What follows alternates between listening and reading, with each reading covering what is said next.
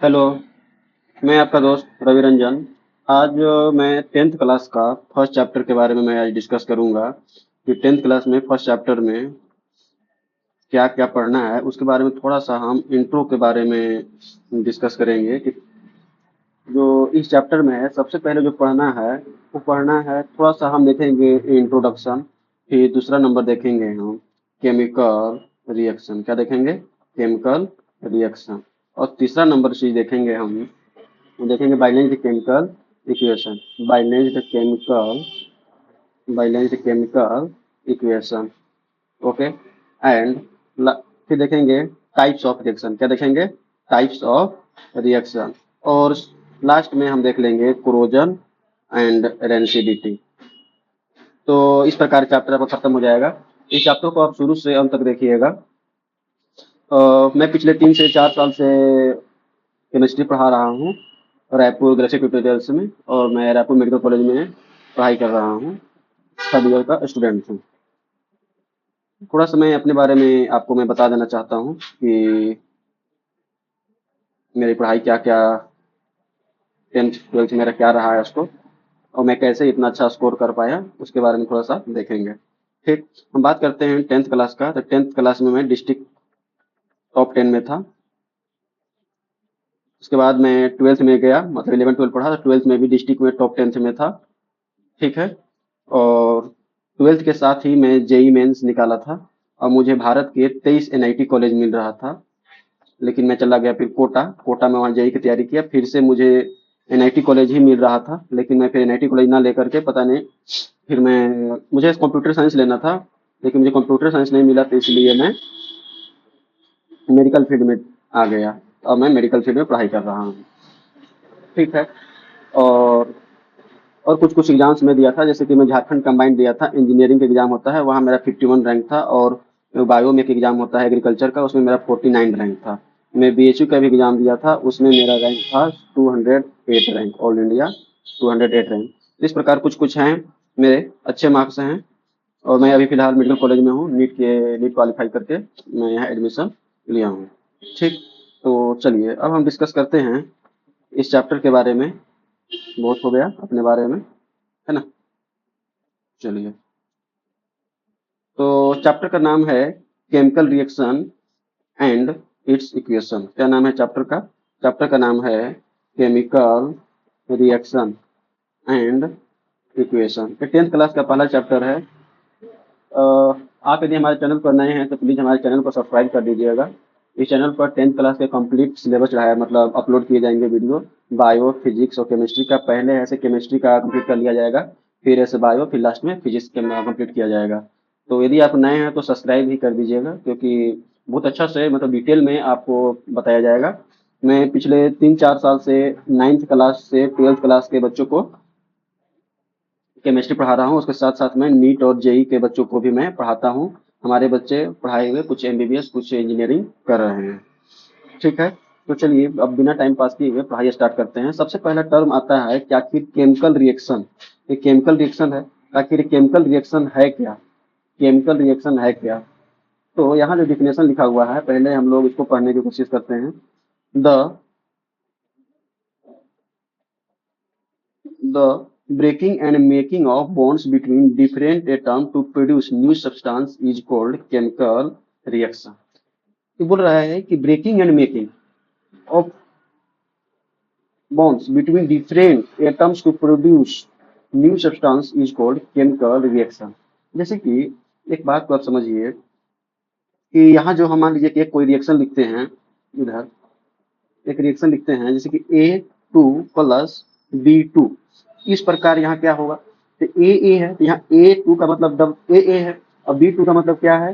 B है। तो breaking यानी कि ए वाला बॉन्ड टूटेगा, तो यहाँ क्या बनेगा? AB।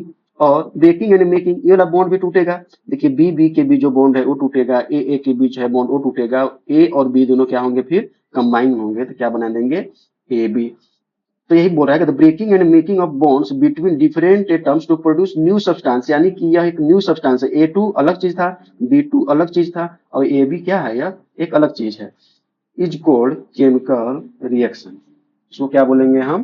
Chemical reaction. इसको आप याद कर लेंगे। अच्छा तरह से। ठीक, एक और डिफिनेशन हम बात करेंगे केमिकल रिएक्शन का, इसको जरूर कॉपी में जरूर लिखते चलिएगा और साथ साथ आप नोट्स बनाइएगा। अलग से टाइम देकर नोट्स नहीं बनाना है, साथ साथ आप ऐसे नोट्स बनाएंगे। ठीक है, तो चलिए बात करेंगे, लिखेंगे इसी का डिफिनेशन बता रहे हैं। लिखेंगे व्हेन एज केमिकल रिएक्शन।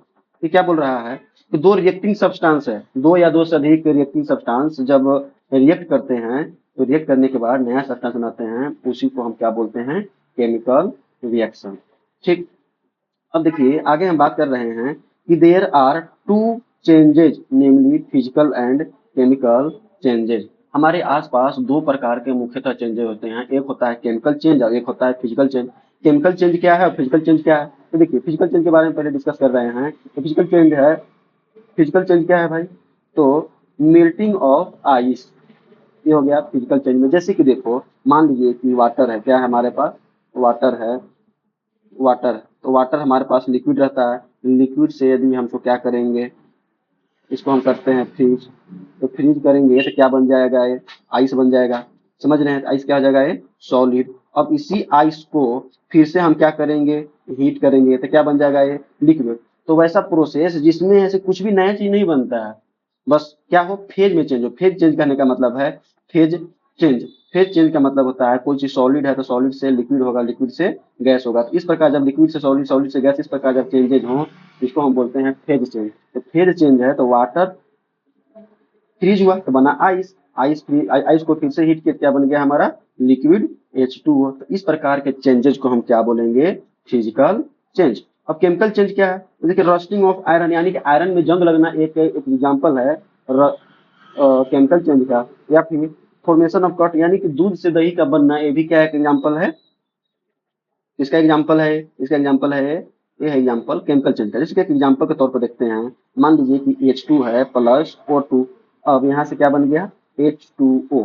तो देखिए H2 एक अलग चीज है, O2 एक अलग चीज है और H2O एक क्या है, अलग चीज है। इस प्रकार का जब चीजों का फॉर्मेशन हो, यानी कि जब दो अलग अलग चीज मिलकर एक नया चीज का फॉर्म करे, इसको हम क्या बोलेंगे, इसको हम बोलेंगे केमिकल चेंज। क्या बोलेंगे, केमिकल चेंज। अब थोड़ा सा हम डिफरेंस देख लेते हैं। अब आपको मैं बता दूं कि आगे हम प्रोडक्ट एंड रिएक्टेंट सबका डिफिनेशन देखेंगे, अभी बस देख लीजिए फिजिकल एंड केमिकल चेंज का क्या क्या है डिफरेंस। तो physical change and chemical change, तो देखो change is temporary, physical change जो चेंज होगा वो क्या होगा, टेम्पोररी होगा। और इसमें चेंज इज परमानेंट, यानी कि एक बार जब प्रोडक्ट बन गया तो उसको हम दोबारा रिवर्स नहीं कर सकते हैं। लेकिन रिवर्स हम किस, अब देखो केमिकल चेंज में भी कुछ कुछ रिएक्शन में हम रिवर्स कर सकते हैं, जैसे कि कैन बी चेंज, कब, इन रिवर्सिबल रिएक्शन, रिवर्सिबल रिएक्शन। तो रिवर्सिबल रिएक्शन अब इस क्या है, तो देखो रिएक्शन ऐसे दो प्रकार का होता है, रिएक्शन दो प्रकार का होता है, एक होता है रिवर्सिबल रिएक्शन और एक होता है इरिवर्सिबल रिएक्शन। तो रिवर्सिबल रिएक्शन में है कि ए से गया बी और बी से फिर वापस आ जाएगा ए में, इसको हम बोलते हैं रिवर्सिबल रिएक्शन। और इरिवर्सिबल रिएक्शन का मतलब है कि अगर ए से बन गया सी तो ऐसे सी ही रह जाएगा, दोबारा ऐसे बैक नहीं आएगा। इस प्रकार के रिएक्शन को हम बोलते हैं इरिवर्सिबल रिएक्शन। ठीक, यानी कि ये बोल रहा है कि फिजिकल चेंज में temporary change is temporary, but इसमें चेंज क्या होगा, permanent. No new substance is form physical change में।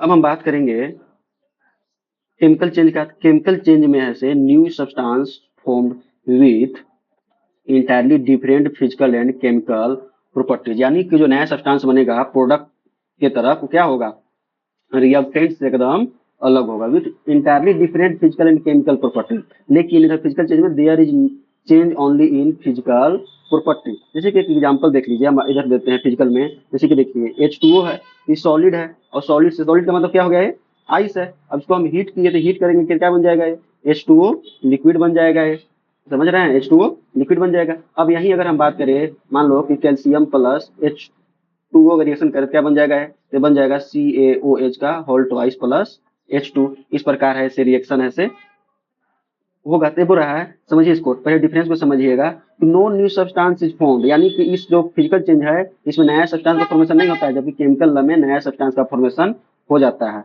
Change can be reversed bye simple physical methods, यानी कि अगर लिक्विड है तो लिक्विड से आप ऐसे क्या कर सकते हैं, लिक्विड से आप पीछे जा सकते हैं बैक में और सॉलिड कर सकते हैं, लेकिन इसमें change can not be reverse simple physical method, यानी कि इसमें ऐसे सिंपल फिजिकल मेथड से हम चेंज नहीं कर सकते हैं। एनर्जी में और मे नॉट बी रिलीज और एब्जॉर्ब, इसमें ऐसे एनर्जी ऐसे एब्जॉर्ब हो भी सकता है और नहीं भी हो सकता है, और इसमें एनर्जी रिलीज और एब्जॉर्ब ड्यूरिंग केमिकल चेंज, यानी कि फिजिकल चेंज में ऐसी एनर्जी लग भी सकता है और नहीं भी लग सकता है। लेकिन इसमें इसमें है कि एनर्जी रिलीज और एब्जॉर्ब, यानी कि दोनों में सेम पॉइंट ही है, ये कॉमन पॉइंट है, मान के चलिए कि एनर्जी है, सो दोनों में रिलीज हो सकता है, कंज्यूम भी हो सकता है।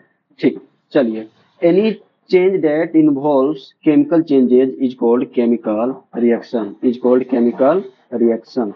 ठीक है, अब देखिए आगे बात करेंगे हम केमिकल इक्वेशन के बारे में। तो केमिकल इक्वेशन क्या है, तो देखिए पढ़ेंगे, डिफिनेशन पढ़ेंगे, सभी कोई पढ़ेंगे इस डिफिनेशन को। The representation of chemical reaction in form of formula of reactant and product separated by an arrow mark is known as chemical equation। ये बोल रहा है कि रिप्रेजेंटेशन ऑफ केमिकल रिएक्शन, मान लीजिए कोई भी केमिकल रिएक्शन है, एक मैग्नीशियम है, यानी कि हमारे यहाँ क्या है, मैग्नीशियम है, और प्लस क्या है हमारा O2 है। ठीक, अब इसको हम क्या कर रहे हैं कि एक एरो से सेपरेट कर रहे हैं, तो इस एरो सेपरेट कर रहे हैं और इधर हम क्या बना दे रहे हैं, इधर हम बना दे रहे हैं मैग्नीशियम ऑक्साइड। क्या बना रहे हैं, मैग्नीशियम ऑक्साइड। तो इस प्रकार के जब एरो से जब हम रिएक्टेंट, इधर इधर जो है इस तरफ वाला को हम बोलते हैं रिएक्टेंट, और इस तरफ वाला को हम बोलते हैं प्रोडक्ट। तो जब हम एरो से रिएक्टेंट और प्रोडक्ट को जब हम सेपरेट करते हैं, तो इस प्रकार के रिएक्शन को, इस प्रकार के इक्वेशन को हम क्या बोलते हैं, केमिकल इक्वेशन। क्या बोलते हैं, केमिकल इक्वेशन। जैसे कि यहाँ यह एक रिएक्शन लिखा हुआ है। ठीक, अब देखिए और बहुत सारा रिएक्शन है, जैसे कि एक और एग्जांपल ले लेते हैं। मानकर चलिए कि एक है H2 प्लस O2, और यहाँ क्या बन जाएगा, यहाँ बन जाएगा H2O। क्या बन जाएगा यहाँ, H2O। ठीक, इसी प्रकार और रिएक्शन लिख लीजिए, कैल्शियम ऑक्साइड प्लस CO2, तो यहाँ से क्या बन जाएगा, CaCO3। ये सब क्या, ये सब ऐसे केमिकल रिएक्शन है, केमिकल इक्वेशन को दिखा रहा है।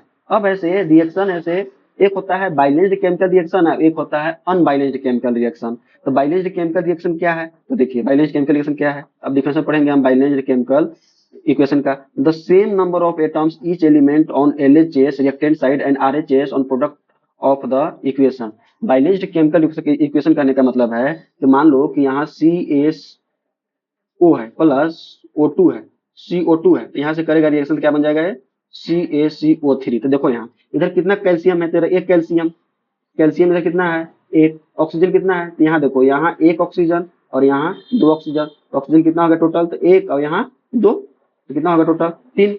और कार्बन कितना है इधर, इधर कार्बन है एक, देखो यहाँ कार्बन यहाँ है। अब इधर इधर कैल्शियम कितना है, एक। इधर कार्बन कितना है, एक। इधर ऑक्सीजन कितना है, तीन। तो देखो इधर जितना है नंबर, उतना ही नंबर इधर भी है। इस प्रकार के रिएक्शन को हम क्या बोलते हैं, इस प्रकार के रिएक्शन को हम बोलते हैं बाइलेंस्ड इक्वेशन। क्या बोलते हैं, बाइलेंस्ड इक्वेशन। कहने का मतलब है कि जितना रिएक्टेंट साइड में रहेगा उतना ही अगर प्रोडक्ट साइड में रहेगा, तो उसी को हम बोलते हैं बाइलेंस्ड केमिकल इक्वेशन। जैसे कि देखिए एक एग्जांपल दिया हुआ है, मैग्नीशियम प्लस O2 और बन गया यहाँ MgO, लेकिन यहाँ तो ऑक्सीजन दो है, अब यहाँ ऑक्सीजन कितना है, एक। तो यह है ऐसे बाइलेंस्ड इक्वेशन नहीं है। तो कोई भी रिएक्शन तब तक कंप्लीट नहीं है जब तक वो बैलेंस्ड नहीं है। तो मैं आपको बता दूं कि हमारा यूट्यूब चैनल पर ऐसे बैलेंस्ड केमिकल इक्वेशन के बारे में 2 से 3 वीडियो अपलोड किए गए हैं, वो काफी अच्छे हैं और काफी बच्चों को कंफ्यूजन होता है। तो यहाँ मैं बताऊंगा, तो यहाँ ऐसे काफी ऐसे लेंदी हो जाएगा वीडियो, इसलिए मैं यहाँ एक दो एग्जाम्पल ही बस लूंगा, ज्यादा एग्जाम्पल मैं नहीं लूंगा। तो आइए हम चालू करते हैं कि Mg प्लस O2 है, और यहाँ बन गया MgO। सबसे पहले क्या करना है कि हाइड्रोजन एंड ऑक्सीजन को सबसे लास्ट में बैलेंस करना है। कैसे बैलेंस करना है, सबसे लास्ट में हाइड्रोजन ऑक्सीजन को, हाइड्रोजन ऑक्सीजन के अलावा बाकी है उसको पहले बैलेंस करना है। तो यहाँ देखिए, यहाँ कितना है मैग्नीशियम, एक। तो यहाँ मैग्नीशियम कितना है, एक। लेकिन यहाँ ऑक्सीजन कितना है, दो। तो यहाँ ऑक्सीजन कितना है, एक। तो क्या करेंगे, पहले आप लिखेंगे LHS और इधर लिखेंगे हम RHS, तो और इधर लिखेंगे हम एलिमेंट। ठीक, तो इस प्रकार ऐसे आपको ऐसे करना है। तो पहले क्या लिखेंगे हम, यहाँ लिखेंगे मैग्नीशियम फिर यहाँ कौन एलएचएस में कौन कौन एलिमेंट है, देखो जो एलएचएस में एलिमेंट होगा वही एलिमेंट क्या होगा आरएचएस में। देखिए यहाँ मैग्नीशियम, यहाँ मैग्नीशियम तो यहाँ भी मैग्नीशियम, यहाँ O2 तो यहाँ भी O2 तो यहाँ भी ऑक्सीजन, तो जो एलिमेंट इधर है उधर भी वही एलिमेंट रहेगा, और यहाँ क्या हो जाएगा ऑक्सीजन। एलएचएस में कितना मैग्नीशियम, तो देख लीजिए एलएचएस में एक मैग्नीशियम, कितना ऑक्सीजन यहाँ है, यहाँ 2 ऑक्सीजन, यहाँ कितना मैग्नीशियम है, यहाँ 1 मैग्नीशियम, यहाँ कितना ऑक्सीजन है, यहाँ 1 ऑक्सीजन। ठीक, तो यहाँ हम क्या करेंगे, यहाँ देखिए, यहाँ देखो मैग्नीशियम तो पहले से ही बैलेंस है, इसको डिस्टर्ब नहीं करेंगे आप, जो पहले से बैलेंस को डिस्टर्ब मत करो। अब यहाँ ऑक्सीजन देखो, यहाँ ऑक्सीजन कितना है 2 और यहाँ ऑक्सीजन कितना है 1, तो इसमें हम इस एक में हम कितना से मल्टीप्लाई करें कि ये भी ऐसे 2 बन जाए, यानी कि 2 इधर है इधर भी 2 बराबर इक्वल होना चाहिए दोनों, यहाँ कितना से मल्टीप्लाई करें कि ये भी क्या हो जाए 2 हो जाए, तो इसमें हम क्या करते हैं 2 से मल्टीप्लाई करते हैं। तो जैसे ही हम 2 से मल्टीप्लाई करेंगे तो देखो यहाँ ऑक्सीजन तो अकेले तो नहीं है, अब मल्टीप्लाई करेंगे, अब इसमें मल्टीप्लाई करना इस ऑक्सीजन में, तो टोटल में पूरे कंपाउंड में मल्टीप्लाई करना होगा, यानी कि यहाँ क्या करेंगे, यहाँ हम ऐसे 2 से मल्टीप्लाई कर देंगे। अब जैसे ही 2 से मल्टीप्लाई किए, ये ऑक्सीजन क्या हो गया बैलेंस, यहाँ देखो यहाँ 2 ऑक्सीजन, देखो इसमें 2 से मल्टीप्लाई करो तो यहाँ भी 2 ऑक्सीजन और यहाँ भी 2 ऑक्सीजन, ऑक्सीजन बैलेंस हो गया। अब बात करेंगे मैग्नीशियम का, अब इसमें जैसे ही मल्टीप्लाई किया आप, यहाँ मैग्नीशियम की संख्या क्या होगा गड़बड़ हो गया, तो पहले से 1 था, अब क्या हो गया यहाँ 2 हो गया। अब देखो यहाँ तो 2 हो गया मैग्नीशियम आरएचएस में, लेकिन इधर मैग्नीशियम कितना है 1, तब हम इसमें कितना से मल्टीप्लाई करें कि ये भी 2 हो जाए, तो इसमें हम क्या करेंगे, इसमें हम भी 2 से मल्टीप्लाई करेंगे तो ये भी क्या हो जाएगा फिर 2, तो यानी कि यहाँ मैग्नीशियम में कितना से मल्टीप्लाई करेंगे 2 से। इस प्रकार हमारा केमिकल रिएक्शन क्या है बाइलेंस हो जाएगा, क्या हो जाएगा बाइलेंस हो जाएगा। ठीक, उसी प्रकार एक और हम कोई भी एग्जाम्पल एक और ले लेते हैं, मैं आपको बताता हूँ एक एग्जाम्पल, जैसे कि एक आयरन का एग्जाम्पल लेंगे अभी, मान लीजिए कि इसका एग्जाम्पल लेते हैं Zn प्लस H2SO4। ठीक, यहाँ से क्या हो जाएगा, यहाँ से हो जाएगा ZnSO4 प्लस H2। अब हम क्या करेंगे इस रिएक्शन में, इस रिएक्शन में हम एलिमेंट लिखेंगे इधर, इधर क्या लिखेंगे, इधर लिखेंगे एलिमेंट, इधर लिखेंगे LHS, इधर लिख देंगे हम RHS।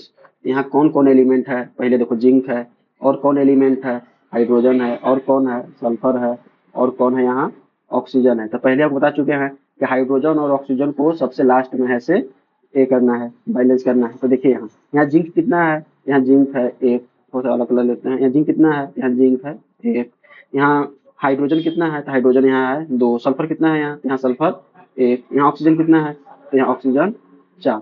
ठीक, उसी प्रकार जिंक कितना है, यहाँ जिंक कितना है 1, यहाँ सल्फर कितना है 1, यहाँ ऑक्सीजन कितना है, यहाँ ऑक्सीजन है 4, और यहाँ हाइड्रोजन कितना है, यहाँ हाइड्रोजन है, माफ कीजिएगा, यहाँ हाइड्रोजन है 2, और सल्फर कितना है यहाँ 1। ठीक, इस प्रकार देखिए एलएचएस में सब बराबर है, ये है ऐसे। इस प्रकार के रिएक्शन को हम क्या, इस प्रकार जब रिएक्शन मिले जो पहले से बैलेंस है तो उसको हमको बैलेंस कभी भी करना नहीं चाहिए, ऑलरेडी बैलेंस है। अब अगले एग्जांपल लेते हैं, Fe प्लस H2O, और यहाँ से बन जाएगा प्रोडक्ट हमारा Fe3O4 प्लस H2। ठीक, तो देखो यहाँ एलिमेंट पहले नाम लिखेंगे, ओके, यहाँ पे क्या लिखेंगे LHS, ओके, फिर यहाँ क्या लिखेंगे RHS। ठीक, तो देखिए एलिमेंट कौन कौन है यहाँ, तो नाम लिखेंगे आयरन, फिर हाइड्रोजन और फिर ऑक्सीजन।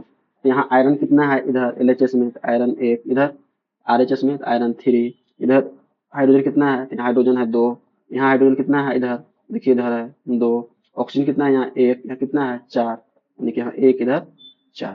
इस प्रकार आप नंबर लिख लेंगे। अब देखिए कैसे बैलेंस करेंगे इसको, अलग कलर लेते हैं थोड़ा हम, इधर देखिए हम क्या बोले पहले, हाइड्रोजन एंड ऑक्सीजन को आपको सबसे लास्ट में है से बैलेंस करना है, तो हाइड्रोजन और ऑक्सीजन सबसे लास्ट में बैलेंस करना है। तो यहाँ डिस्टर्ब कौन है, देखो इसको सबसे लास्ट में, तो यहाँ आयरन कितना है, यहाँ आयरन है 3, और यहाँ कितना है 1, तो हम ऐसा क्या चीज से मल्टीप्लाई करें इस 1 में कि 3 हो जाए, इसमें हम क्या करेंगे 3 से मल्टीप्लाई करेंगे, तो ये तो पहले से था, अब बाद में हमारा कितना हो जाएगा 3। अब देखो आयरन कहाँ है, आयरन हमारा इधर है, इसे मल्टीप्लाई करेंगे हम 3 से, तो यहाँ हम 3 से मल्टीप्लाई किया, तो आयरन क्या हो गया हमारा बैलेंस। अब हम बैलेंस करेंगे ऑक्सीजन को, ऑक्सीजन को पहले क्यों बैलेंस कर रहे हैं, देखो ये हाइड्रोजन अलग है, कम ज्यादा होगा तब पर भी इसको हम बैलेंस कर सकते हैं, तो पहले बैलेंस करो ऑक्सीजन को, जब भी बैलेंस करना हो तो हमेशा पहले ऑक्सीजन को बैलेंस कीजिए, बाद में ऐसे हाइड्रोजन को बैलेंस कीजिएगा। जैसे कि देखिए यहाँ ऑक्सीजन कितना है 4, माफ कीजिएगा, यहाँ ऑक्सीजन कितना है 4, यहाँ कितना है 1, इसमें हम कितना से मल्टीप्लाई करेंगे, 4 हो जाएगा। इसमें भी हम 4 से मल्टीप्लाई करेंगे, 4 से मल्टीप्लाई करेंगे तो ये क्या हो जाएगा फिर 4। यहाँ ऑक्सीजन किधर है, यहाँ ऑक्सीजन यहाँ है, तो इसमें हम क्या करेंगे, मल्टीप्लाई कर देंगे 4 से। अब जैसे ही हम यहाँ 4 से मल्टीप्लाई किए, ये ऑक्सीजन तो बैलेंस हो गया, लेकिन अब हाइड्रोजन हाइड्रोजन गड़बड़ हो गया। पहले से 2 था, अब इसको मल्टीप्लाई करने के चलते ये कितना हो जाएगा, तो यहाँ हो जाएगा 4 से 2 में मल्टीप्लाई करो, यहाँ 2 है, यहाँ 4 है, तो 4 दूना कितना हो जाएगा, यहाँ हो जाएगा 4 गुने 2 कितना हो जाएगा टोटल यहाँ 8। अब इधर कितना रह गया 2, अब इसको बैलेंस करना है। तो देखो इधर है 8, इधर है 8, इधर है 2, तब इसमें हम कितना से मल्टीप्लाई करें कि ये भी ऐसे 8 हो जाएगा, तो इसमें हम 4 से मल्टीप्लाई कर देंगे तो क्या हो जाएगा हमारा 8। तो यहाँ हमारा देखिए, तो यहाँ कितना से मल्टीप्लाई करना होगा हमको 4 से। इस प्रकार ये रिएक्शन क्या हो जाएगा फिर बैलेंस हो जाएगा। आप ऐसे मिला करके देख सकते हैं, समझ रहे हैं। एक और एग्जाम्पल ले लेते हैं, एक एग्जाम्पल ले लेते हैं, जैसे कि मान लीजिए कि C2H4 और प्लस O2 और यहाँ रिएक्शन हो जाएगा, ये हो जाएगा CO2 plus H2O, CO2 plus H2O। तो जब भी कार्बन और हाइड्रोजन से रिलेटेड मिले आपको कंपाउंड, तो उस केस में हमेशा ध्यान रखना है कि पहले कार्बन को बैलेंस करना है, फिर हाइड्रोजन को, फिर ऑक्सीजन को। इस वे में चलना है, पहले कार्बन फिर हाइड्रोजन फिर ऑक्सीजन। तो देखिए यहाँ कार्बन कितना है, 2 है, यहाँ कार्बन कितना है 1, यहाँ कैसे करेंगे हम 2 से मल्टीप्लाई कर देंगे। ओके, अब देखिए यहाँ हाइड्रोजन कितना है 4 है, यहाँ हाइड्रोजन कितना है 2, पहले कार्बन हो गया बैलेंस, अब हाइड्रोजन यहाँ 4 है, यहाँ 2 है, तो कितना से मल्टीप्लाई करें, ये भी 4 हो जाएगा। इसमें हम क्या करते हैं, इसमें हम 2 से मल्टीप्लाई कर देते हैं, तो कितना आ जाएगा, ये आ जाएगा आपका, यहाँ भी 4 हो गया। अब तो हाइड्रोजन बैलेंस हो गया। अब डिस्टर्ब कौन है, ऑक्सीजन। तो देखो यहाँ इसमें है ऑक्सीजन 2 दूना 4 प्लस यहाँ देखो इसमें मल्टीप्लाई करो 2 से, तो कितना हो जाएगा 2, यानी कि RHS में हमारा ऑक्सीजन कितना होगा टोटल, तो 4 प्लस 2 कितना हो जाएगा इधर 6 हो जाएगा ना, 4 प्लस 2 6। यहाँ हम कितना से मल्टीप्लाई करें इस 2 में, ये भी 6 हो जाएगा। यहाँ हम इसे 3 से मल्टीप्लाई करेंगे तो क्या हो जाएगा 6। तो इस प्रकार आप देख सकते हैं कि रिएक्शन क्या हो गया, बैलेंस हो गया। इसी प्रकार है और बहुत सारा क्वेश्चन का सोल्व किया गया है हमारे चैनल पर, तो आप उसको जाकर के देख लीजिए। ठीक है दोस्तों, ये बैलेंसिंग ऑफ केमिकल इक्वेशन क्या हो गया आपका खत्म हो गया, आप ऐसे उसको देख लीजिएगा। ठीक, अब थोड़ा सा है से अब आगे बढ़ते हैं। तो यहाँ है इंफॉर्मेटिव इक्वेशन, मतलब कोई भी इक्वेशन में है कुछ कुछ ऐसे वर्ड्स लिखे रहते हैं, वो कैसे पहचानेंगे। एक थोड़ा सा और एक चीज थोड़ा सा छूट गया, थोड़ा ध्यान दीजिएगा। कोई भी चीज केमिकल चेंज हुआ है तो केमिकल चेंज का हम कैसे आइडेंटिफाई करेंगे। देखिए केमिकल चेंज होगा तो वहाँ ऐसे 2-3 चीज में जरूर चेंजेस होगा। किस केस में बात कर रहे हैं हम, केमिकल चेंज में। तो केमिकल चेंज होगा तो वहाँ ऐसे चेंजेस जरूर आएंगे। पहला चेंज इन स्टेट, किसमें आएगा चेंज इन स्टेट, स्टेट में चेंजेस आएंगे। दूसरा number change in colour, colour में क्या होगा चेंज होगा, चेंज इन कलर। और तीसरा नंबर है evolution of gas, evolution of gas. और नेक्स्ट है चेंज इन टेम्परेचर, यानी कि जब भी चेंज इन टेम्परेचर, यानी कि जब भी केमिकल रिएक्शन होगा तो केमिकल रिएक्शन के दौरान ये 4 चेंजेस 100% होगा। क्या क्या होगा, चेंज इन स्टेट हो सकता है, इवोल्यूशन ऑफ गैस हो सकता है, या फिर चेंज इन कलर हो सकता है, या फिर चेंज इन टेम्परेचर हो सकता है। इसको भी आपको की में नोट कर लीजिएगा। ठीक, अब आगे आइए, मान लीजिए कोई भी रिएक्शन है, जैसे कि ऐसे रहता है H2 प्लस O2, ऐसा रहता है लिखा हुआ है H2O, तो देखिएगा कि H2 के नीचे रहता है लिखा हुआ G, O2 के नीचे रहता है G, और H2 के नीचे रहता है लिक्विड। आखिर है क्या चीज, इसी चीज के बारे में बता रहे हैं। तो अगर कोई चीज सॉलिड है तो उसके कोई इस रिएक्टेंट का प्रोडक्ट तरफ ऐसे उसके नीचे या उसके बगल में एस लिखा रहेगा। अगर लिक्विड है तो उसके बगल में एल लिखा रहेगा, और यदि गैस है तो उसके बगल में गैस लिखा रहेगा, और यदि वाटर सोल्यूबल है तो उसमें एक्वस लिखा रहेगा। समझ रहे हैं, ध्यान रखिएगा, बहुत इंपॉर्टेंट है। और प्रिसिपिटेट रहेगा तो ऐसे ऐसे इस प्रकार ऐसे नीचे की तरफ एरो बनाया हुआ रहेगा। कोई चीज उड़ रहा है यानी गैस है, इस प्रकार ऐसे एरो बनाया रहेगा। समझ रहे हैं। और reaction such as temperature pressure catalyst, तो आपको ऐसे इस प्रकार ऐसे आपको लिखना है। मान लीजिए प्रेशर अगर है तो वहां हम P लिखते हैं प्रेशर, कैटालिस्ट अगर ऐड करते हैं तो वहाँ कैटालिस्ट हम लिख सकते हैं। टेम्परेचर रहता है तो वहाँ ऐसे ऐसे टेम्परेचर या एनर्जी के रूप में हम कुछ न कुछ ऐसे दिखाते हैं। जैसे कि हम, मेरे कहने का मतलब ये है, जैसे कि देखिए, जैसे कि मान लीजिए कि यहाँ है CaCO3 है। अब ये रिएक्शन है, यहाँ टूट रहा है CaO प्लस CO2 में, क्या में टूट रहा है CO2 में। तो यहाँ ऐसे इस प्रकार हमसे दिखाते, इसका मतलब होता है कि इसको हम हीट दे दिए हैं। क्या दे दिए हैं, हीट दिए हैं, टेम्परेचर दिए हैं। तो इस प्रकार ऐसे आप क्या समझना, इसका मतलब क्या होता है, हीट होता है। इसको आप जरूर कॉपी में नोट्स कर लीजिएगा। ठीक, आगे हम बात करेंगे कुछ कुछ अच्छे रिएक्शन है उसके बारे में देख लीजिए।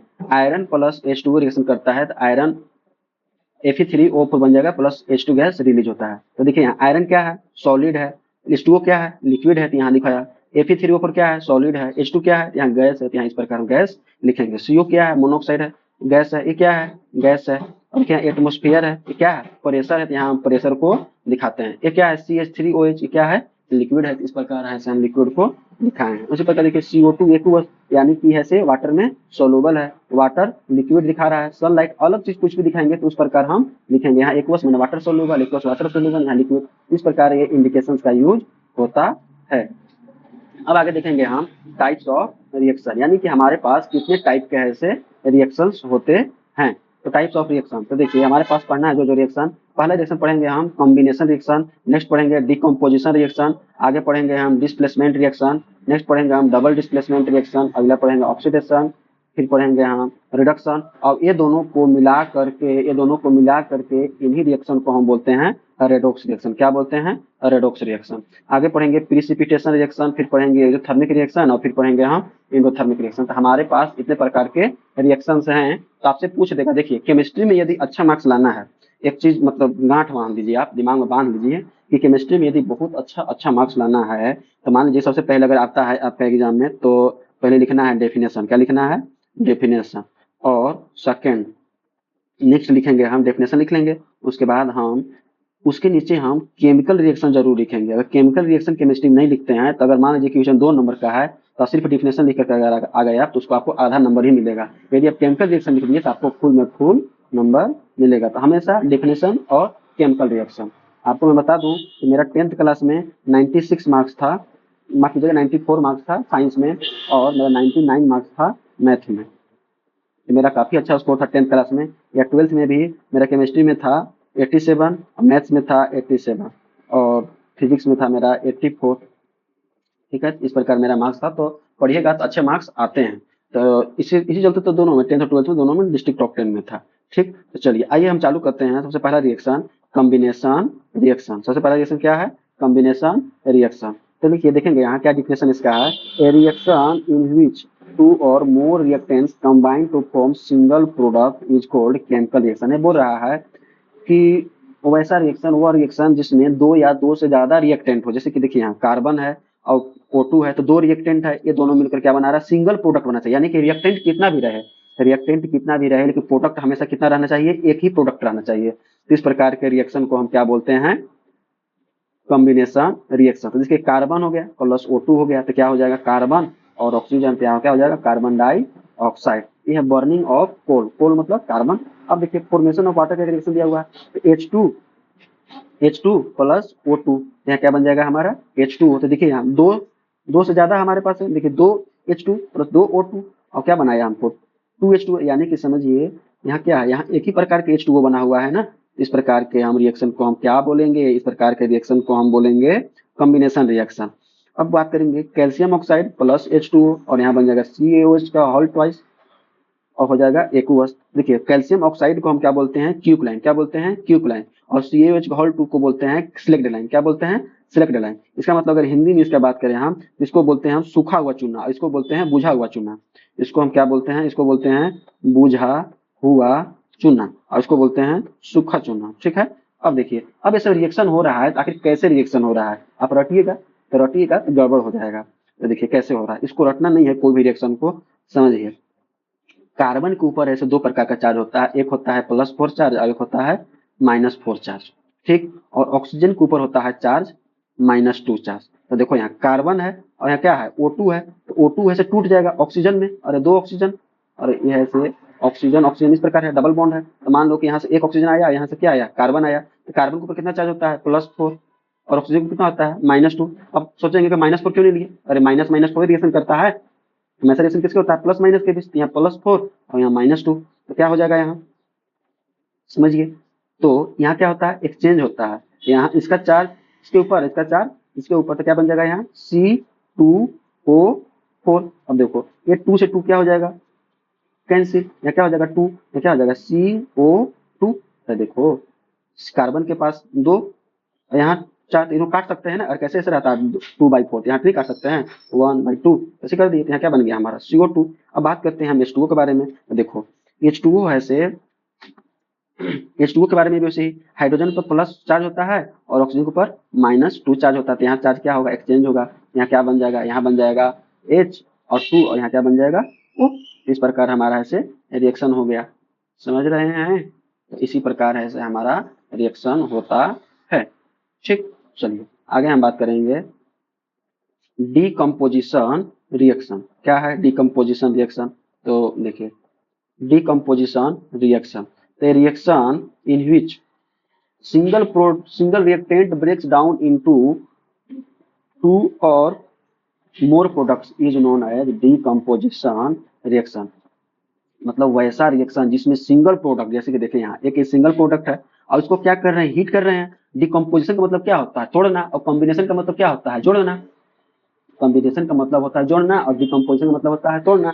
Fe2SO4 क्या हो रहा है, टूट रहा है, किसकी सहायता से, तो हीट की सहायता से। और क्या बना दिया हमारा Fe2O3 और प्लस SO2 प्लस SO3। तो आप देख सकते हैं इस रिएक्शन में क्या हो रहा है, इस रिएक्शन में एक सिंगल प्रोडक्ट टूट रहा है दो या दो से अधिक प्रोडक्ट में, और सिंगल रिएक्टेंट टूट रहा है दो या दो से अधिक प्रोडक्ट में, समझ रहे हैं। इस प्रकार के रिएक्शन को हम क्या बोलते हैं, डिकम्पोजिशन रिएक्शन। अगर हम इसका बात करें, थोड़ा सा देखिए इसका बात कर रहे हैं, तो देखो यहाँ आयरन के ऊपर चार्ज होता है +3 चार्ज और एक ऑक्सीजन के ऊपर चार्ज होता है -2 चार्ज। तो इस प्रकार है से यहाँ क्या बन जाएगा कंपाउंड, यहाँ चार्ज का एक्सचेंज होगा। यहाँ देखिए यहाँ चार्ज एक्सचेंज होगा तो क्या बन जाएगा, यहाँ Fe2 और यहाँ हो जाएगा O3। इस प्रकार से हमारा ये वाला कंपाउंड ऐसे बना, इसका नाम है हमारा फेरिक ऑक्साइड, इसका नाम है फेरस सल्फेट। देखो आयरन के ऊपर यदि +2 ओला दी है, इसको बोलते हैं हम फेरस, क्या बोलते हैं, फेरस। और वही अगर Fe+3 है तो इसको हम बोलते हैं फेरिक, क्या बोलते हैं बाबू, फेरिक। ठीक, अब उसी प्रकार देखिए ये रिएक्शन है, इस रिएक्शन में देखिए यहाँ कैल्शियम कार्बोनेट, इसको बोलते हैं लाइमस्टोन। अब इसको हीट किए तो क्या बन गया, ये कैल्शियम ऑक्साइड प्लस CO2। ठीक है, आगे देखिए PbNA, इसको लेड नाइट्रेट बोलते हैं। ये रिएक्शन बहुत इंपॉर्टेंट है, ये नीट में भी आया हुआ है और जेई में भी आया हुआ है। ये बहुत इंपॉर्टेंट है, 10th क्लास का भले क्वेश्चन है लेकिन आया हुआ है। देखिए इसमें पूछा है, उससे पूछा था कि PbNO3 हॉल्ट वाइज था, ऐसा ही कुछ रिएक्शन था, उसमें पूछा था कि किस रिएक्शन में ऑक्सीजन गैस रिलीज होगा। यही इंपॉर्टेंट है कि यहाँ ऐसे ऑक्सीजन गैस और यहाँ ऐसे NO2 गैस ऐसे रिलीज हो रहा है। देखिए पीवी के ऊपर दो प्रकार चार्ज होता है, +2 भी होता है और +4 भी होता है। पीवी के ऊपर दो प्रकार का चार्ज, +2 भी और +4 भी चार्ज होता है। यहाँ देखिए यहाँ ऐसे पीवी के ऊपर +2 ऑक्सीजन के ऊपर -2, तो यहाँ क्या हो जाएगा PbO2, तो A2 क्या हो जाएगा कैंसिल, तो क्या बन जाएगा PbO। इस प्रकार ऐसे रिएक्शन हुआ है। ठीक, अब एक और पॉइंट आया है कि यहाँ देखिए थोड़ा सा आगे बढ़ते हैं, तो यहाँ देखिए माफ कीजिएगा, हाँ 3 types of decomposition reaction are thermal decomposition. 3 type है, पहला है थर्मल डिकम्पोजिशन, दूसरा है इलेक्ट्रोलाइटिक डिकम्पोजिशन और नेक्स्ट है फोटोलाइटिक डिकम्पोजिशन। थर्मल का मतलब है कि अगर यही रिएक्शन अगर हीट की प्रेजेंस में अगर कोई रिएक्शन हुआ है, हीट की प्रेजेंस में, तो उसको बोलेंगे हम थर्मल डिकम्पोजिशन। और इलेक्ट्रोलाइटिक का मतलब है करंट की प्रेजेंस में यदि कोई रिएक्शन टूटा है, ब्रेक डाउन हुआ है, तो उसको हम बोलेंगे इलेक्ट्रोलाइटिक डिकम्पोजिशन। और कोई चीज अगर लाइट के प्रेजेंस में हुआ है तो उसको बोलेंगे फोटो। जहां फोटो आएगा, फोटो का मतलब क्या होता है, लाइट होता है। फोटो का मतलब क्या होता है, लाइट होता है। तो इस प्रकार आप इस रिएक्शन को देख सकते हैं। आगे हम बात करेंगे डीकम्पोजिशन रिएक्शन। क्या बात करेंगे, डीकम्पोजिशन रिएक्शन। चलिए डिकम्पोजिशन बता रहे थे, चलिए इसमें 3 टाइप है ना, इसमें 3 टाइप है, तो कौन कौन है, देखिए फोटोलाइटिक, एक है photolytic decomposition. Decomposition reaction taking place in presence of light, यानी कि लाइट के प्रेजेंस जो रिएक्शन होगा, देखिए यहाँ सनलाइट है, AgCl और Ag+Cl2 में टूट गया, AgBr ये भी सनलाइट के आते ही ये टूट गया। ये सब एग्जाम्पल है, आपको क्लास 12 में पढ़ना है, बहुत इंपॉर्टेंट है। ठीक, अगला है इलेक्ट्रोलाइटिक, अगला देखेंगे इलेक्ट्रोलाइटिक, ओहो अगला देखेंगे electrolytic decomposition. Decomposition reaction taking place in presence of electricity, यानी कि करंट की सहायता से। देखिए वाटर है, वाटर को क्या किया हम करंट में डाले तो क्या निकलता है H2+O2। जैसे कि आप कभी अपना आसपास कहीं देखे होंगे कंटेनर में, अरे घर में तो रॉड ठंडा के दिन में पानी गर्म किए होंगे ना, तो जैसे ही इसमें रॉड डालते हैं, जैसे इसमें क्या डालते हैं हम रॉड डालते हैं, इसमें रॉड डालते हैं तो पानी जैसे जैसे गर्म होता है तो यहाँ से क्या होता है, यहाँ से ऐसे बुलबुला जैसा हमको ऐसे गैस निकलता है, समझ रहे हैं कि नहीं। यही H2 और यही O2 ऐसे रिलीज होता है। तो अगर करंट की सहायता से कोई रिएक्शन टूट रहा है तो उसको हम बोलेंगे decomposition reaction, sorry electrolytic reaction. और थर्मल कैसे बोलेंगे, जो हीट की प्रेजेंस में, देखिए यहाँ ये सब ऐसे हीट के प्रेजेंस में हो रहा है, तो इसको हम बोलेंगे थर्मल डिकम्पोजिशन रिएक्शन। क्या बोलेंगे इसको हम? Thermal decomposition reaction. ठीक, चलिए आगे हम बात करेंगे डिस्प्लेसमेंट। डिस्प्लेसमेंट का मतलब क्या होता है? हटाना। क्या होता है? हटाना। यानी कि एक एक एलिमेंट दूसरे एलिमेंट को ऐसे हटा रहा है। आखिर कैसे हटाता है? आखिर रीजन क्या है ऐसा? तो देखिए पहले डिफिनेशन पढ़ते हैं। डिफिनेशन में क्या है? When a more reactive element displaces less reactive element from its compound is called displacement reaction. वैसा रिएक्शन जिसमें ऐसे लेस रिएक्टिव ऐसे डिस्प्लेस कर दिया जाता है। यानी कि समझ रहे हैं कि नहीं? जो मजबूत आदमी होता है कमजोर आदमी को सताता है, तो यहाँ भी है। तो उसी प्रकार ये ऐसे ज्यादा रिएक्टिव है और ऐसे कॉपर कम रिएक्टिव है। इसका ऐसे इस कॉपर को डिस्प्लेस करके सल्फेट के साथ खुद ऐसे रिएक्शन कर जाता है, कॉपर फिर अकेला हो जाता है। तो वैसा रिएक्शन जिसमें ऐसे एक एलिमेंट दूसरे एलिमेंट को हटाता है, यानी कि डिस्प्लेस कर देता है, उसको हम बोलते हैं डिस्प्लेसमेंट रिएक्शन। अब इसका भी ऐसे बहुत सारा ये है कि रिएक्टिविटी कैसे देखते हैं। तो देखिए हम कुछ कुछ लिखवा बता दे रहे हैं, तो देखिएगा यहाँ थोड़ा सा इसमें बताएंगे हम। तो देखिए लिको बा सर का मंगल मन। अब यहाँ बीच में आता है, यहाँ बीच में आपका आ जाएगा H2O मंजन। लिखवा सका ना मंगल मंजन और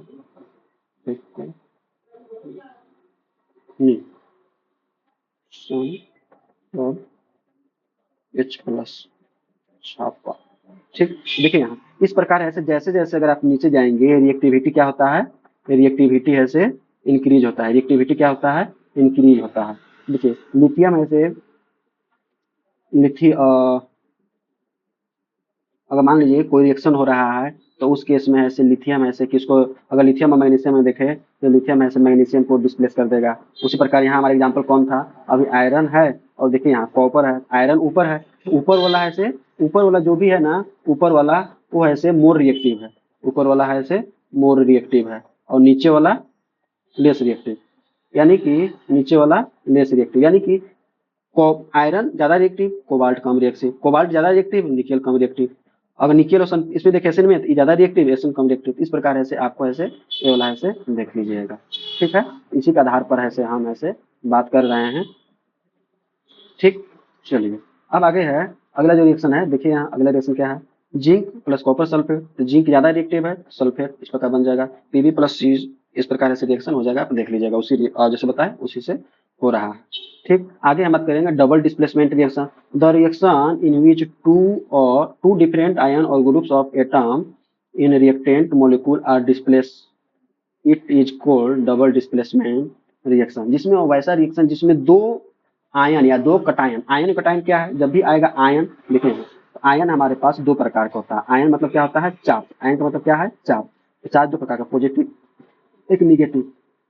तो पॉजिटिव वाला को हम बोलते हैं कटायन। क्या बोलते हैं? कटायन। निगेटिव वाला को हम बोलते हैं अनायन। क्या बोलते हैं? अनायन। तो हमेशा रिएक्शन कैसे होता है? तो हमेशा रिएक्शन कटायन प्लस एनायन में होता है, तब जाकर रिएक्शन कैरी होता है। तो यहाँ क्या कह रहा है कि यहाँ दो से ज्यादा आयन होगा और ग्रुप ऑफ एटम होगा जो दो डिस्प्लेस होगा। पहले वाला में एक डिस्प्लेस हो रहा था, यहाँ दो दो डिस्प्लेस होगा। देखिए यहाँ यहाँ क्या हो रहा है? यहाँ ऐसे सोडियम सल्फेट था और यहाँ बेरियम क्लोराइड है। तो यहाँ क्या होता है कि सोडियम ऐसे बेरियम को क्लोरीन के साथ डिस्प्लेस कर देता है और यहाँ ऐसे बेरियम यहाँ जाता है। तो देखिए यहाँ बेरियम सल्फेट होगा, यहाँ क्या हो गया? NaCl। इस प्रकार ऐसे रिएक्शन को हम बोलेंगे डबल डिस्प्लेसमेंट रिएक्शन। आगे हम बात करेंगे oxidation and reduction reaction. Oxidation and reduction reaction. तो देखिए पढ़ेंगे the process of addition of oxygen substance, और यहाँ और है, यहाँ क्या है? यहाँ और removal of hydrogen from substance is called oxidation. यानी कि वैसा रिएक्शन जिसमें ऑक्सीजन का एडिशन हो रहा होगा उसको हम बोलते हैं, या जहां ऑक्सीजन हाइड्रोजन क्या हो रहा हो? रिमूव हो रहा हो। ऑक्सीजन का एडिशन हो रहा हो और हाइड्रोजन का रिमूवल हो रहा हो, उसको हम बोलते हैं ऑक्सीडेशन रिएक्शन। देखिए यहाँ कॉपर और O2, कॉपर अकेला था, यहाँ O2 क्या होगा? इसके साथ आ गया तो यहाँ क्या बन गया? Copper oxide. यहाँ क्या हो रहा है? इसका यहाँ कॉपर का क्या हो रहा है? यहाँ हो रहा है इसका ऑक्सीडेशन। अब देखिए ऑक्सीडेशन का एक और डिफिनेशन आप देखिए, ऑक्सीडेशन रिडक्शन हमारा ऐसे चैनल पर ऐसे वीडियो अपलोड किया हुआ है, आप उसको देख लीजिएगा। ऑक्सीडेशन ऐसे क्या क्या डिफिनेशन हो सकता है? देखिए एडिशन ऑफ ऑक्सीजन, या फिर दूसरा है रिमूवल ऑफ हाइड्रोजन, और तीसरा है जो सब जगह वैलिड, ये दोनों फेल हो सकता है लेकिन ये वाला जो बता रहे फेल नहीं होगा, increase in oxidation number, increase in oxidation number, इसको हम बोलते हैं ऑक्सीडेशन। तो अब ऑक्सीडेशन नंबर क्या है, तो इसके बारे में भी हमारा चैनल पर वीडियो अपलोड किया गया है, आप उसको देख लीजिएगा, काफी मतलब 20-25 मिनट में है, तो आप उसको देख लीजिए, काफी आपको समझ में आ जाए, किसी प्रकार का नीट जेई सबका सवाल बना सकते हैं, लेकिन 10th क्लास तक आप यही समझिए कि यदि ऑक्सीजन का ऐड होता है तो उसको हम बोलते हैं ऑक्सीडेशन। अब रिडक्शन कैसे बोलेंगे, the process of removal of oxygen from substance और addition of hydrogen to substance is called reduction, यानी कि यहाँ ऑक्सीडेशन में ऑक्सीजन ऐड हो रहा था, अब यहाँ ऑक्सीजन का क्या होगा, रिमूवल होगा, और यहाँ एडिशन किसका होगा, हाइड्रोजन का। तो देखिए यहाँ कॉपर ऑक्साइड है, अब इसमें हम क्या किए कि H2 जोड़ दिए, तो क्या हो गया, कॉपर और प्लस H2O, समझ रहे हैं क्या हो रहा है यहाँ, यहाँ ऐसे ऑक्सीजन ऐसे क्या हो गया, यहाँ ऑक्सीजन हो गया रिमूव, ऑक्सीजन रिमूव, और ऑक्सीजन रिमूव को हम क्या बोलते हैं, रिडक्शन, क्या बोलते हैं, रिडक्शन। तो इस प्रकार के रिएक्शन को हम क्या बोलेंगे, रिडक्शन रिएक्शन। अब बात आता है रेडॉक्स रिएक्शन, तो रेडॉक्स रिएक्शन क्या है भाई, समझिए चीजों को, रेडॉक्स रिएक्शन क्या है, तो the reaction in which oxidation and reduction takes place simultaneously is called redox reaction, यानी कि वह रिएक्शन जिस रिएक्शन में ऑक्सीडेशन भी हो रहा हो रिडक्शन भी हो रहा हो, तो उस रिएक्शन को हम बोलते हैं रेडॉक्स रिएक्शन। या फिर रेडॉक्स किसको बोलेंगे, चेंज इन ऑक्सीडेशन नंबर, जहां चेंज इन ऑक्सीडेशन नंबर, अब ऑक्सीडेशन नंबर क्या है ये आप वीडियो में मेरा देख लीजिएगा, तो चेंज इन ऑक्सीडेशन नंबर होगा उसको भी हम बोलते हैं रेडॉक्स रिएक्शन। तो इस रिएक्शन को समझने की कोशिश करेंगे हम। देखिए यहाँ कॉपर ऑक्साइड है, ये क्या है यहाँ कॉपर ऑक्साइड, अब प्लस H2 का हमको रिएक्शन, तो देखो यहाँ क्या हो रहा है, रिमूवल ऑफ ऑक्सीजन, कॉपर अकेला हो गया, यहाँ क्या हो गया, इसको हम बोलेंगे ऑक्सीजन का रिमूवल, तो ऑक्सीजन के रिमूवल को बोलते हैं रिडक्शन। अब यहाँ एडिशन ऑफ ऑक्सीजन, हाइड्रोजन के साथ क्या हो रहा है, एडिशन हो रहा है, तो इसको हम बोलेंगे ऑक्सीडेशन। अब देखो यहाँ भी रिमूवल ऑफ ऑक्सीजन हो रहा है, आयरन के साथ क्या था, ऑक्सीजन था, आयरन यहाँ अकेला हो गया, अब हाइड्रोजन के साथ क्या हो रहा है, ऑक्सीजन का एडिशन, तो इसको हम बोलेंगे ऑक्सीडेशन, समझ रहे हैं। लेकिन इसका डिटेल वीडियो हमारे चैनल पर चढ़ाया हुआ है, बहुत इंपॉर्टेंट रिएक्शन, पूरा एक चैप्टर है सिर्फ ऑक्सीडेशन और रिडक्शन पर, तो उसको जरूर आप देख लीजिएगा, आपको बहुत अच्छा लगेगा, समझ आइएगा, मतलब ये समझिए कि रेडॉक्स रिएक्शन ऐसा टॉपिक है जो पूरे 11-12 के प्रत्येक केमिस्ट्री के प्रत्येक चैप्टर में दिया हुआ है। ठीक, आगे हम बात करेंगे प्रीसिपिटेशन रिएक्शन, क्या बात करेंगे हम, प्रीसिपिटेशन रिएक्शन। तो प्रीसिपिटेशन रिएक्शन क्या है, तो the chemical reaction which involves formation of water insoluble precipitate is called precipitation reaction. जैसे कि मान लीजिए प्रीसिपिटेट का मतलब क्या होता है, नीचे बैठना, क्या होता है इसका मतलब, नीचे बैठ जाना, मान लीजिए कोई चीज नीचे बैठना, जैसे कि मान लीजिए कि पानी वाटर और प्लस बालू जानते हैं इसको क्या बोलते हैं यार, पानी और एग्जाम्पल ले लो, मान लो कंकड़ या फिर मिट्टी, पानी और मिट्टी को हम करवाए एक कंटेनर में रखे थे, और उसको जब तक मिलाते रहे तब तक मिला हुआ रहेगा, और बाद में क्या होगा, बाद में होगा कि पानी ऊपर हो जाएगा और मिट्टी नीचे बैठ जाएगा, ये जो बैठ गया इसी को हम क्या बोलते हैं, पीपीटी, क्या बोलते हैं, पीपीटी। लेकिन इसको हम पीपीटी में एग्जांपल नहीं देंगे, मैं समझाने के लिए बता रहा हूँ आपको। जैसे कि देखिए यहाँ एग्जांपल एक है, बहुत अच्छा एग्जांपल है, इसको याद कर लीजिएगा आप लोग। देखिए Na2SO4 प्लस BaCl2 जब रिएक्शन करता है, यानी कि सोडियम सल्फेट और बेरियम क्लोराइड रिएक्शन करता है, क्या बनाता है, बेरियम सल्फेट, और बेरियम सल्फेट जो है और NaCl पानी में तो घुल जाएगा, एक्वस का मतलब क्या है, पानी पहले से है, नहीं तो पानी में घुला रहेगा NaCl, लेकिन बेरियम सल्फेट क्या है, यह ऐसे पीपीटी का फॉर्मेशन कर देगा, यानी कि कंटेनर में ऐसे नीचे बैठ जाएगा, तो कंटेनर में नीचे बैठ जाता है उसको क्या बोलते हैं हम, पीपीटी, यानी कि प्रीसिपिटेट। ठीक, आगे है एक्सोथर्मिक रिएक्शन, तो वह रिएक्शन जैसे कि मान लीजिए कि A प्लस बी रिएक्शन हुआ और बनाया C प्लस डी, अब C plus D plus Q, अब देखो इस एरो के तरफ यदि किस तरफ, तो राइट साइड में, तो राइट साइड में यदि हीट, क्यू का मतलब क्या है, हीट, अगर राइट साइड में हीट हो तो उसको हम बोलेंगे एक्सोथर्मिक, अगर इधर हीट को हम ऐड कर दे तो इसको हम बोलते हैं एंडोथर्मिक, समझ रहे हैं। तो देखिए पढ़ेंगे definition, the reaction that involves evolution of heat are called exothermic reaction, reaction that involves evolution of heat are called exothermic, यानी कि वह रिएक्शन जिसमें ऐसे रिएक्शन रिलीज हो और हीट रिलीज हो उसको हम बोलेंगे एक्सोथर्मिक रिएक्शन। जैसे कि देखिए बर्निंग ऑफ नेचुरल गैस, घर में एलपीजी गैस होता है ना, वो भी क्या है, कोल नेचुरल गैस है, plus O2 CH4 plus O2 क्या बन जाएगा, CO2 plus H2O plus energy, अब इसी एनर्जी से हमारा खाना बनता है, यहाँ पे देखिए ये क्या है, इस एरो किधर है, ये राइट साइड में है, इसको हम क्या बोलेंगे, एक्सोथर्मिक रिएक्शन। एग्जाम्पल दूसरा है, decomposition of vegetable into compost is also example of exothermic reaction. अगला बात करेंगे हम आगे देखिए बात करेंगे हम एक्सोथर्मिक रिएक्शन। एक्सोथर्मिक रिएक्शन क्या है, तो respiration is an exothermic reaction. Example है इसका ना, कुछ कुछ देख लीजिएगा। The food that we intake broken down into a simple substance such as carbohydrate, protein, fats and during digestion. यानी कि जब हम फूड लेते हैं उससे क्या होता है, एनर्जी रिलीज होता है। तो वहां भी क्या हो रहा है, फूड का पाचन, पाचन का मतलब क्या हो रहा है, केमिकल रिएक्शन वहां हो रहा है। पाचन का मतलब क्या हो रहा है, केमिकल रिएक्शन। केमिकल रिएक्शन से क्या हो रहा है, एनर्जी रिलीज हो रहा है, उसी एनर्जी से हम जिंदा हैं। Carbohydrate does absorb the broken down into glucose, मतलब और glucose combines with oxygen that cells और body and provides energy, this is known as respiration. ये क्या बोल रहा है, समझो इस बात को। टोटल जो ऊपर बताया हुआ है, मान लो कि आप लिए फूड, क्या लिए, फूड, फूड लिए तो इसका क्या हुआ, डाइजेशन। और डाइजेशन होगा तो यहाँ से क्या क्या निकलेगा, कार्बोहाइड्रेट, कार्बोहाइड्रेट, और यहाँ से क्या निकलेगा, प्रोटीन, यहाँ से क्या निकलेगा, फैट। अब इसी कार्बोहाइड्रेट पर क्या होगा, इस कार्बोहाइड्रेट पर ऐसे फिर से ऐसे कोई भी एंजाइम काम करेगा, एंजाइम काम करेगा तो क्या बन जाएगा, ये ग्लूकोज। अब यही ग्लूकोज है से ऑक्सीजन के साथ रिएक्शन करेगा, किसके साथ, ऑक्सीजन के साथ। ये ऑक्सीजन के साथ रिएक्शन करेगा तो क्या बना देगा, CO2 plus H2O plus energy. समझ रहे हैं, तो इसी यही एनर्जी से हम जिंदा है। तो जितना ये बात बताया यही बात बोला है, तो फिर से देख लेते हैं क्या बोल रहा है कि respiration is an exothermic process. कैसे है, तो the food that we intake broken down into simple substance that such as carbohydrate, proteins, fat and during digestion. Carbohydrate does absorb and broken down into glucose, glucose combine with oxygen in cell, मतलब cell में जाकर reaction करता है and provide energy, this reaction is also called respiration. तो देखिए ये reaction हुआ है, ग्लूकोज हुआ है, ग्लूकोज प्लस O2 और CO2 plus H2O plus energy. इस प्रकार से आपका रिएक्शन कंप्लीट हुआ। आगे पढ़ेंगे हम एंडोथर्मिक रिएक्शन। क्या पढ़ेंगे हम, एंडोथर्मिक रिएक्शन। एंडोथर्मिक रिएक्शन क्या है, तो देखिए the reaction which occurs by absorption of heat are called endothermic reaction। वह रिएक्शन जिसमें हीट का क्या हो रहा है, एब्जॉर्प्शन हो रहा है, उसको हम क्या बोलेंगे, एंडोथर्मिक रिएक्शन। जैसे कि देखिए आयरन सल्फेट है और हीट हम दिए तो क्या बन गया, Fe2O3 plus SO2 plus SO3।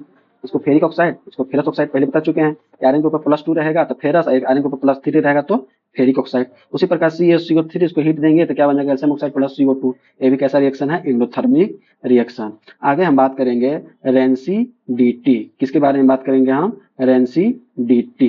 यानी कि हम बताते हैं रेंसिडिटी का मतलब क्या है। रेंसिडिटी का मतलब समझिए, यही कोई चीज जैसे अचार होता है, अचार में क्या होता है, पानी चल जाता है तो क्या होता है, खराब हो जाता है। या मान लीजिए खाना रहता है शाम का खाना सुबह में देखते हैं तो उसमें क्या होता है, सड़न सा गंध आता है। तो विकृत जब गंध आने लगता है, विकृत गंध जब कोई भी चीज आने लगता है, उसी को हम क्या बोलते हैं, रेंसिडिटी। हिंदी में समझिए बात को। अब हम इसके डिफिनेशन पढ़ते हैं, the process of slow oxidation. यानी कि कोई भी चीज ऑक्सीजन के, अरे घर में अचार रहता है जिसको आप बोलते हैं टाइट कंटेनर में रखना चाहिए। समझ रहे हैं कि नहीं, कोई भी मेडिसिन आता है क्या रहता है, टाइट कंटेनर में रहता है। ऑक्सीजन बहुत सारा चीज का दुश्मन है, तो क्या करता है, तुरंत रिएक्शन कर जाता है। तो the process of slow oxidation of oil and fat present in food material resulting in change in smell and taste them is called rancidity. यानी कि जितना भी हमारे पास फूड है ऑक्सीजन के साथ रिएक्शन करके क्या बना देता है, खराब मटेरियल बनाता है और उसमें से स्मेल आने लगता है, टेस्ट खराब हो जाता है। इस प्रकार के जो रिएक्शन होता है उसको हम क्या बोलेंगे, रेंसिडिटी। रेंसिडिटी हम कैसे बचा सकते हैं, तो देखिए भाई keeping food materials into at, मतलब ढक्कन को टाइट रखना है। आगे रेफ्रिजरेटर ठंडा, मतलब क्या करते हैं, खाना को बच जाता है तो हम फ्रिज में रख देते हैं। तो फ्रिज में लो टेम्परेचर पर रखेंगे तो वहां भी ऐसे खराब नहीं होगा। एक्चुअली में होता क्या है, एक्चुअली में क्या होता है, देखो फूड है प्लस जैसी ठंडा, मतलब अगर नॉर्मल टेम्परेचर रहेगा तो क्या करेगा, बैक्टीरिया अटैक करेगा, फंगस अटैक करेगा। अब ये सब अटैक करके फूड को क्या कर देगा, खराब, क्या कर देगा, खराब। अब यही जो रिएक्शन हो रहा है यहाँ क्या हो जा रहा है, ये ऑक्सीडेशन कर रहा है। यही जो रिएक्शन हो रहा है इसको क्या बोल रहे हैं, ऑक्सीडेशन हो रहा है। आगे हम बात करेंगे क्या है, आगे है packing of food items like potato, चीज पैक। अब यही बात है कि हम ऐसे एयर की जगह पर नाइट्रोजन गैस, जो चिप्स खाते हैं उसमें ऐसे नाइट्रोजन गैस भरा रहता है। अरे लेज खाते हैं ना, तो लेज में क्या रहता है, नाइट्रोजन गैस रहता है, ऑक्सीजन वहां नहीं रहता। It prevents oils and fats from reacting with air. यानी कि उसमें जो ऑयल है और फैट है उसको ऐसे रिएक्शन एयर के साथ नहीं करता है। ठीक है, ये सब आप पढ़ लीजिएगा। अब देखिए एक और है antioxidant, example BHA, butylated hydroxide anisole. ये भी ऐसे एक प्रकार है से एंटीऑक्सीडेंट है। यानी कि हम प्रिजर्वेटिव, किसी का अचार डालते हैं तो अचार में हम क्या डालते हैं, समझो अचार डालते हैं घर में ना, तो अचार में क्या डालते हैं, तो अचार में हम डालते हैं नमक प्लस मसाला डालते हैं प्लस ऑयल डालते हैं। तो बाबू ये सब ऐसे ऑक्सीडेशन होने नहीं देता है, ये सब ऐसे हमको ऐसे बचाता है अचार को। समझ रहे हैं, या फिर हम कोई चीज मान लीजिए कोई मेडिसिन रहता है या कोई चीज मार्केट में मिलता है, उसमें क्या मिला रहता है, प्रिजर्वेटिव मिलाया रहता है। क्या मिलाया रहता है, प्रिजर्वेटिव। प्रिजर्वेटिव का मतलब है कि उसको ऐसे खराब होने नहीं देगा, यानी कि ऑक्सीडेशन का प्रोसेस को क्या कर देता है, स्लो कर देता है। आगे है क्रोजन। क्रोजन का मतलब है जंग लगना। क्या होता है, जंग लगना, क्रोजन है। देखिए, the phenomenon in which metals are slowly eaten away by reaction of air water chemical present in atmosphere, यानी कि मान लो कि घर में रॉड है, आयरन है, आयरन को अगर एक दिन छत पर छोड़ दो, छत पर छोड़ दो तो क्या हो जाता है, आयरन है से घर में रखो तो ठीक रहता है, लेकिन जैसे छत पर छोड़ो तो उसमें क्या होता है, जंग लग जाता है। तो वही है कि एयर के प्रेजेंस में, वाटर के प्रेजेंस में और हमारे एटमॉस्फेयर में मॉइस्चर रहता है, उनसे रिएक्शन करके ये क्या होता है, रस्ट, मतलब वहां ऐसे क्रोजन हो जाता है, यानी कि रस्टिंग हो जाता है। तो इस प्रकार के रिएक्शन को हम क्या बोलते हैं, क्रोजन बोलेंगे। क्या बोलेंगे, क्रोजन। यानी कि जब मेटल, यानी कि कहने का मतलब है कि मेटल प्लस एयर या वाटर से कांटेक्ट में आया तो इसी रिएक्शन को हम क्या बोल देंगे, हम कोरोजन बोल देंगे। ठीक है, आगे देखिए, rusting of iron is example. देखो, रस्टिंग ऑफ आयरन क्या है, ये भी एक एग्जांपल है किसका, कोरोजन का। अब इसको हम कैसे प्रिवेंट कर सकते हैं, तो by applying paint on iron article rusting corrosion can be prevented. यानी कि घर में कोई चीज दरवाजा रख, क्या करते हैं, रस्टिंग से बचाने के लिए पेंट करते हैं बाबू। Paint does not allow oxygen and moisture. अब पेंट कर दिए तो ऑक्सीजन डायरेक्ट कॉन्टेक्ट में नहीं आता है आयरन के, इसलिए वैसे बच जाता है। समझ रहे हैं। अब देखिए कुछ क्वेश्चंस हैं। तो activity, what happens when heat is applied on magnesium ribbon by burning on spirit lamp. ये बोल रहा है कि अगर हम मैग्नीशियम को, यदि हम स्प्रिट लैंप का मतलब है कि मान लो कोई भी कैंडल है उस प्रकार का वहां अगर रखें तो वहां ऐसे क्या क्या हो सकता है। देखो, मैग्नीशियम ऐसे बहुत ही रिएक्टिव एलिमेंट है, बहुत ही रिएक्टिव एलिमेंट है। तो मैग्नीशियम पर +2 चार्ज होता है, आप जानते हैं, और ऑक्सीजन पर -2 चार्ज होता है। तो ये दोनों ऐसे रिएक्शन करके क्या बना देंगे यहाँ, मैग्नीशियम ऑक्साइड। तो मैग्नीशियम बर्न्स, बर्न्स का मतलब होता है ऑक्सीजन के प्रेजेंस में रिएक्शन होना। बर्न का मतलब आग लगना नहीं होता है, बर्न का मतलब होता है ऑक्सीजन के प्रेजेंस में रिएक्शन करना। समझ रहे हैं। डेजलिंग लाइट, यानी कि जैसे ही यदि हम मैग्नीशियम को हीट करेंगे तो वो ऑक्सीजन से रिएक्शन करके ऐसे एक लाइट, अरे घर में छुरछुरिया दिवाली में कैसे जलाते हैं हम लोग, बहुत सारा 10 रुपये वाला आता है जी, तो उसको ऐसे वो वही ऐसे यही बोल रहा है कि dazzling of light and substance from magnesium oxide. तो अब क्या है, इंटरफ्रेंस। अब रिएक्शन होने के बाद क्या होगा, तो रिएक्शन होने के बाद जो मैग्नीशियम ऑक्साइड है वो क्या हो जाएगा, हार्ड मेटल टू पाउडर हो जाएगा। इंडोथर्मिक रिएक्शन है, हीट दे रहे हैं, it is a combination reaction. कैसे कॉम्बिनेशन है, तो देखो, एक दो मैग्नीशियम प्लस ऑक्सीजन और जाकर के एक प्रोडक्ट बना रहे हैं, एक से ज्यादा रिएक्टेंट यदि मिल करके एक प्रोडक्ट बनाए तो उसको क्या बोलते हैं, कॉम्बिनेशन रिएक्शन। आगे देखिए, what do you observe when lead nitrate react with potassium iodide solution. तो देखो यहाँ क्या है, लेड नाइट्रेट और पोटेशियम आयोडाइड, तो क्या बन जाएगा, PbI2 बन जाएगा, क्या बना जाएगा, PPT, और KNO3 ऐसे बन जाएगा हमारा। समझ रहे हैं। अभी क्या है, it change from liquid state to solid state. क्या था यहाँ, देखिए लिक्विड, ये भी क्या है, लिक्विड। अब यहाँ क्या हो गया, सॉलिड। और रिएक्शन होने के बाद डबल डिस्प्लेसमेंट, कैसा रिएक्शन है, तो देखिए यहाँ एक दूसरे से क्या हो गया, एक्सचेंज हो गया ना, नाइट्रोजन पोटेशियम के साथ, अब आयोडीन पीबी के साथ आ गया। और ये कैसा टाइप रिएक्शन है, पीपीटी रिएक्शन बन रहा है। विच, अब देखो क्या बोल रहा है, रिएक्ट विद डाइल्यूट। अब देखो HCl के साथ रिएक्शन करेगा जिंक, तो यहाँ क्या बन जाएगा, ZnCl2 plus H2 plus, heat release हो रहा है। समझ रहे हैं। Revolution of hydrogen gas pops, यानी कि जैसे ही अगर जिंक, मान लो कि जिंक है और उसमें जैसे ही हम डालेंगे HCl, तो या मान लो कि यहाँ इस प्रकार है, HCl है, इसमें थोड़ा सा जिंक मिला देंगे तो क्या हो जाएगा, यहाँ से H2 गैस रिलीज होगा, पोप पोप की आवाज सुनाई देगा। एक्सोथर्मिक रिएक्शन है, यानी कि देखो हीट रिलीज हो रहा है, एक्सोथर्मिक रिएक्शन है। Oxidation reaction as hydrogen remove. अभी कैसा टाइप रिएक्शन है, ऑक्सीडेशन रिएक्शन हो रहा है, ये भी ऐसे डिस्प्लेसमेंट रिएक्शन है। समझ रहे हैं। ये तो रिएक्शन देख चुके हैं पहले ही। ठीक, अब देखिए ये भी रिएक्शन, तो COH2 प्लस CO2 रिएक्शन करके क्या बना देगा, कैल्शियम कार्बोनेट प्लस O2। ये ऐसे बहुत इंपॉर्टेंट रिएक्शन, इसको कॉपी में आप लिख लीजिएगा। ठीक, आगे चलिए। ये रिएक्शन ऐसे हो चुका है, पहले ही बता चुके हैं, ये भी हो चुका है। ये देखिए, अब वाटर का है इलेक्ट्रोलाइसिस करेंगे तो क्या हो जाएगा, करंट की सहायता से पानी को तोड़ेंगे तो H2 गैस में और O2 गैस में टूट जाता है। ये बहुत इंपॉर्टेंट है, इसको भी आप पढ़ लीजिएगा, इससे बार-बार पढ़ना है क्लास 12 में आपको। अब सिल्वर क्लोराइड को अगर हम सनलाइट में डालेंगे तो क्या हो जाएगा, Ag+Cl2 भी पढ़ चुके हैं हम, फोटोलाइटिक रिएक्शन है। ठीक, ये भी देख लीजिए, ये भी डिस्प्लेसमेंट का है, पढ़ चुके हैं हम। ये सब ऐसे, ये जितना भी है सब पढ़ चुके हैं। ठीक, आगे देखिए, सब रिएक्शन हम पढ़ चुके हैं। न्यूट्रलाइजेशन रिएक्शन, तो न्यूट्रलाइजेशन रिएक्शन क्या है, थोड़ा सा देख लीजिए। जब एसिड और बेस जब रिएक्शन करता है, जब एसिड, मतलब थोड़ा सा देख लीजिए यहाँ, जब एसिड प्लस बेस जब रिएक्शन करे तो क्या बनाता है हमारा है, सॉल्ट प्लस वाटर। और ध्यान रखिएगा, दुनिया का सबसे फास्ट रिएक्शन कौन होता है, एसिड बेस रिएक्शन होता है। कौन होता है, एसिड बेस रिएक्शन होता है। दुनिया का सबसे fast reaction acid base reaction है। समझ रहे हैं। अब एक ऐसा टाइप है, जैसे कि एग्जांपल देते हैं, देखिए एक HCl और NaOH है, क्या बन जाएगा NaCl प्लस H2O। तो देखिए यहाँ in this reaction H plus NaOH minus combine to form HOH and H2O and water molecule. देखो यहाँ HCl है से H प्लस और Cl माइनस से टूटेगा, और NaOH कैसे टूटेगा, NaOH टूटेगा Na प्लस में और टूटेगा OH माइनस में, ये दोनों मिलकर क्या बना देगा H2O, और ये दोनों मिलकर क्या बना देगा NaCl। ठीक, तो क्या हमारा सॉल्ट है। तो दुनिया का सबसे फास्ट रिएक्शन कौन है, दुनिया का सबसे फास्ट रिएक्शन हमारा है एसिड बेस रिएक्शन। आगे हम बात करेंगे oxidising agent and reducing agent. तो ऑक्सीडाइजिंग एजेंट किसे बोलेंगे, मान लीजिए कोई भी रेडॉक्स रिएक्शन हो रहा है, जैसे कि यहाँ देखिए एक रिएक्शन ले लेते हैं, जैसे कि मान लीजिए कॉपर ऑक्साइड प्लस जिंक, और यहाँ हो रहा है जिंक ऑक्साइड प्लस कॉपर। ठीक, तो यहाँ ऑक्सीडाइजिंग एजेंट और रिड्यूसिंग एजेंट हम किसे बोलेंगे। तो देखिए ऑक्सीडाइजिंग करने का मतलब होता है कि जो दूसरा को ऑक्सीडाइज करे मतलब ऑक्सीडेशन करवा दे, एंड खुद क्या हो, रिड्यूस हो, खुद क्या हो, रिड्यूस, यानी खुद का क्या हो जाएगा, रिडक्शन हो जाए, तो उसको हम बोलेंगे ऑक्सीडाइजिंग एजेंट। और रिड्यूसिंग एजेंट किसे बोलेंगे, जो दूसरा को रिड्यूस करे एंड खुद क्या हो जाए, ऑक्सीडाइज हो जाए, इसको हम क्या बोलेंगे, रिड्यूसिंग एजेंट। इस प्रकार ऐसे आप ऐसे ध्यान रखिएगा। ठीक, तो देखिए यहाँ कॉपर ऑक्साइड है, यहाँ जिंक ऑक्साइड है, तो देखो कॉपर क्या कर रहा है, तो कॉपर देखिए यहाँ जिंक है, जिंक इसका क्या हो गया, इसका यहाँ हो गया ऑक्सीडेशन, और इसका यहाँ क्या हो गया, इसका यहाँ हो गया रिडक्शन। तो देखो कॉपर ऑक्साइड क्या कर दिया, जिंक को ऑक्सीडाइज ऑक्सीडाइज कर दिया, यानी कि ऑक्सीडेशन के साथ ऐड करवा दिया, तो ये क्या हो गया, ये हमारा हो गया ऑक्सीडाइजिंग एजेंट, और ये हमारा हो गया जिंक क्या हो गया, इसको ऑक्सीजन से हटवा दिया, ऑक्सीजन और कॉपर को अलग अलग करवा दिया, तो ये क्या हो गया हमारा रिड्यूसिंग एजेंट। यही सब चीज ऐसे दिया हुआ।